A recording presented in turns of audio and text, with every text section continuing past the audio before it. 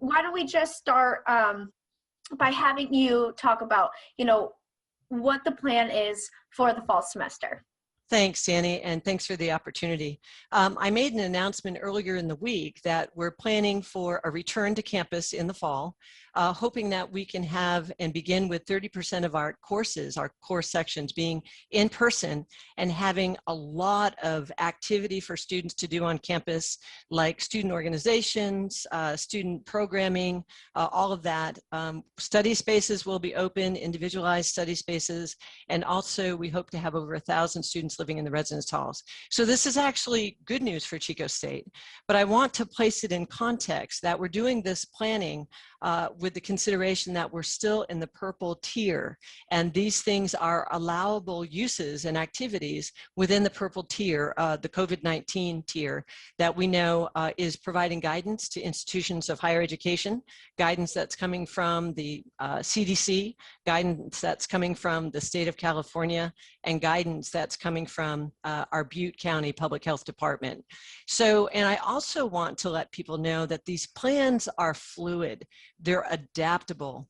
So right now we're in purple tier. We have to begin making our plans, and for lack of other information, and we can't predict the future, we're planning for purple tier. Over the course of spring and into the summer, if we find that restrictions are lessened, we will also adjust our plans, and in so doing, we can anticipate more students coming onto campus. Sure, and that actually leads perfectly into my next question, which I was going to ask. Other universities within the Cal State system are opening up entirely, and so I wanted to ask the university, and you already pretty much explained this, is because of the purple tier, and you guys want to follow those guidelines. Is this the main reason why the university has decided to just open at that 20 to 30% capacity? So it's a great question, and yes, the tier is part of it and what's allowable under the tier.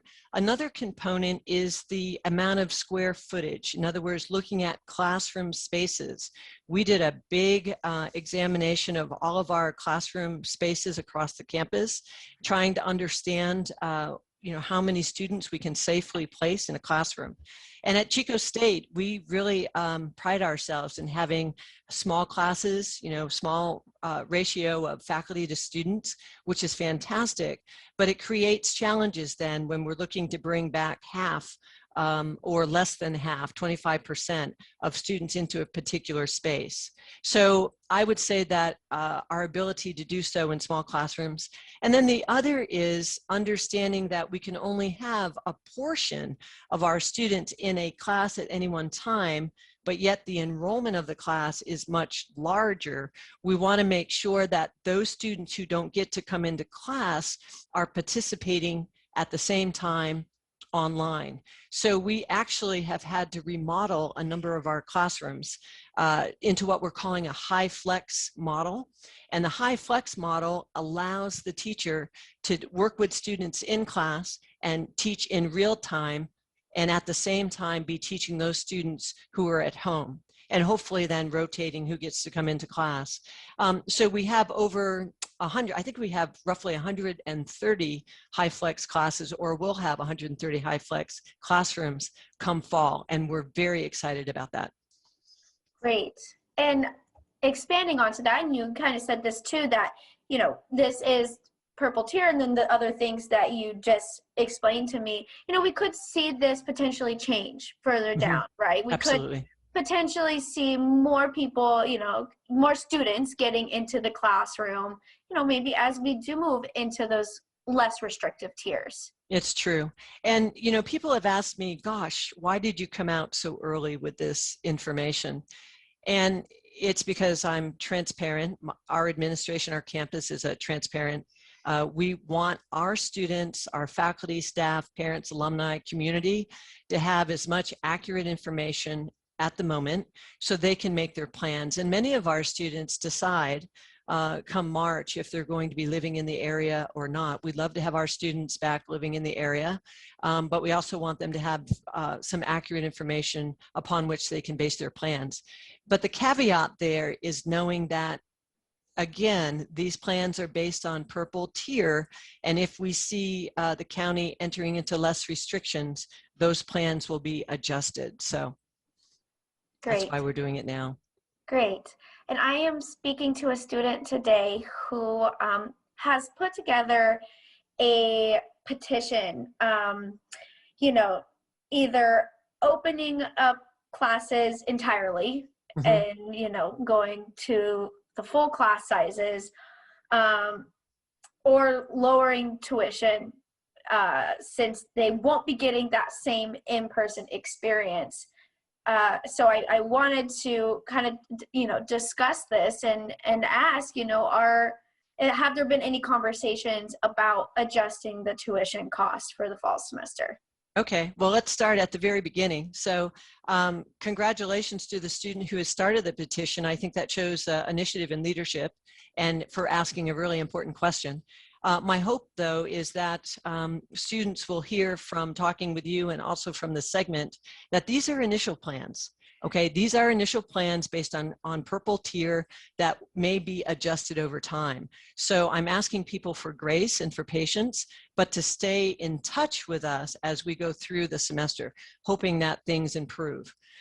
So secondly, I'm all for students, you know, speaking up and speaking out and putting forth their concerns. I'm all for that.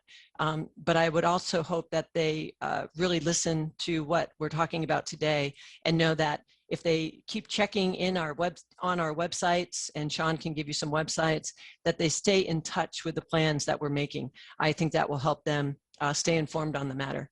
And then with regard to tuition, the Chancellor Joe Castro, did come out and say that tuition will not be raised in the CSU this year.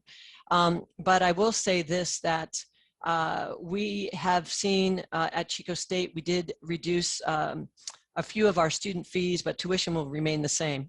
And the reason tuition remains the same is that we don't have a big budget in terms of money that is just laying around. Our budget is truly tied up in the salaries of those faculty and staff who serve our students. In fact, roughly 90% of our budget is for faculty and staff and programming that serves our students. And so with COVID-19 and the pivot to online classes, students may not see and benefit from walking the halls of campus, but so much effort and resource has gone into helping faculty and staff learn how to be engaged with students online. So our technology and technology infrastructure has had to be boosted. So there are expenses associated with that as well. So everything we do is for student success. Everything we do is trying to keep them engaged during these difficult times. And there is plenty of opportunity for students to check in with us, see if we can advise them and support them, and certainly check in with us with regard to financial aid needs so that we can point them in the right direction.